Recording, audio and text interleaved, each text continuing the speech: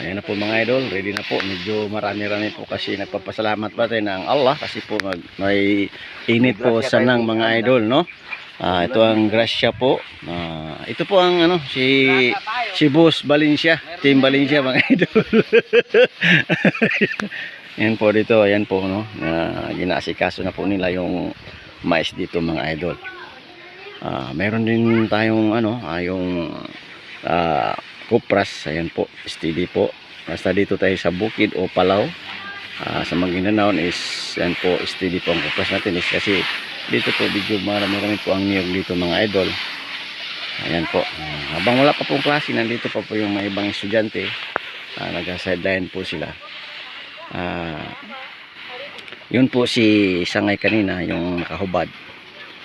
Shout out po sa kanya, no? Si Dato Jabidi Palanggalan mga idol. Yan po, inaasikaso po niya ang ating sealer mga idol para po sa mais, no? Kasi may sira po yung may sira talaga yung niya. Hindi siya pwede gamitin kasi po habang ginagiling siya o ginasiler siya, mga hulog po ang mais, hindi po siya magdiretso mga idol. So yan po ang mais na yan, yan po ang nakaready na po for sealer, no? Yan po mga idol. So ipakita ko sa inyo kung paano inayos ni Dato Jabidi Palanggalan mga idol. Ayan. Hintayin tayo mga idol ha. Ayan. So ito po, hindi ito nakaabot ng 1 hektaryang may taniman, pero umabot po siya ng sobra 100 kasako mga idol. Ayan. So dito tayo magdaan sa mga gilid-gilid lang, no? Basta advantay na. Basta ayan. Advantay na. Hindi, isa lang kami dyan. Sobra 100 kasako. Basta, class A ngayon, hindi? Class A ba tawag? Banta. Banta. Banta ang class A, no? Basta banta na similya na uuni sa kamay sa makarakil ka, pag-harvest ka sa sobra alabi magatos kasako kahit di maka tunga sa hektarya, no? Nakakuha siya sa labi 100 kasako mga idol, no? O magatos kasako. So ngayon mga idol, ito po inayos po ng ating sangay. Kasi po may sira po siya mga idol. Ito po ang sira niya.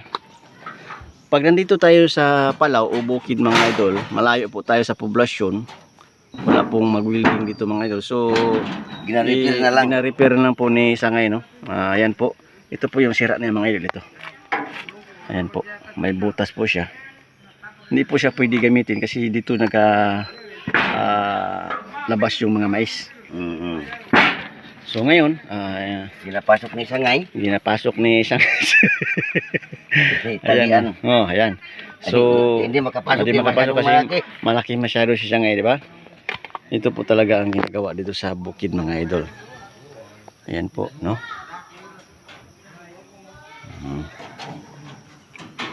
So sa tingin mo maayos to ngayong araw na to? Maayos to, maayos. Magkasilir tayo mamaya. Kasilir daw mamaya. Shout out po pala sa mga Palanggalan family, no? Diyan po sa may Carmen North Cotabato mga idol. Lalo po sa mga Gardosi family. Gardosi ba ngay? Pamilyang Gardosi. Asa kayo ba na ngay ang mga pamilyang Gardosi? Aliton. Sa tanan ng area. Langon-langon na mga area po, mga Gardosi family. Shout out po sa inyo. Nandito na po ang inyong hinahanap po. Yan si Sangay. Si Dato Jabidi Palanggalan o Gardosi Palanggalan mga idol. Grabe talaga ng trabaho niya. Sa gusto po magpakumpuni, no, magpaayos po ng inyong mga kagamitan sa bahay na hindi na po naayos, lalong ganito po. Nandito si Sangay. Nandito na po si Sangay. Yawa. Nandito po ang gamit niya. Ito pong gamit niya na prinsip mga idol. Ito. Kumbaga, gigunting-gunting na lang niya para mapasok dyan sa loob mga idol. Ayan. So, antay-antay lang po tayo ng mga ilang oras, no? Ilang minuto matapos na talaga itong mga idol.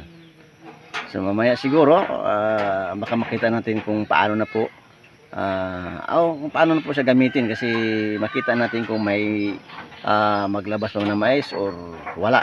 Kung ibig sabihin kung wala na po, okay na po pagkagawa ng ating pinakamagaling na mekanik. Ano man tawag nito? Iwan ko. Bodybuilder. Bodybuilder. Oh, yan. So, nilagyan po na ng alambre mga idol kasi yung screen dyan sa taas o sa loob, ano siya, hindi siya pwede na nakaangat.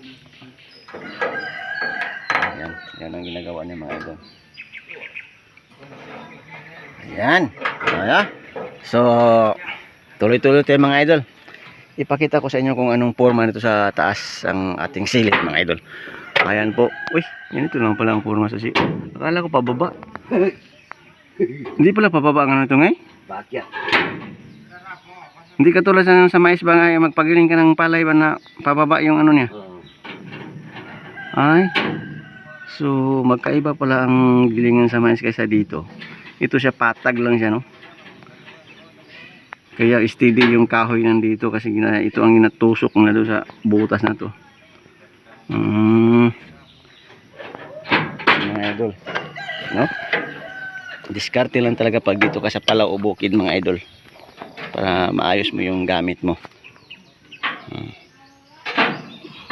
Ito po yung tire natin is sira na po siya mga idol. Ayan po, pero malayo kasi sa ano, Hindi na mapalitan. hindi na siya mapalitan basta-basta, total hindi man to ginagamit. Dito man siya nakatambay. Pag tapos na to, ipasok man to doon sa ano nagrahian niya. So wala talaga, hindi man to ginagamit talaga na kahit saan mapunta. Dito lang talaga sa bahay to, no? Yan mga idol.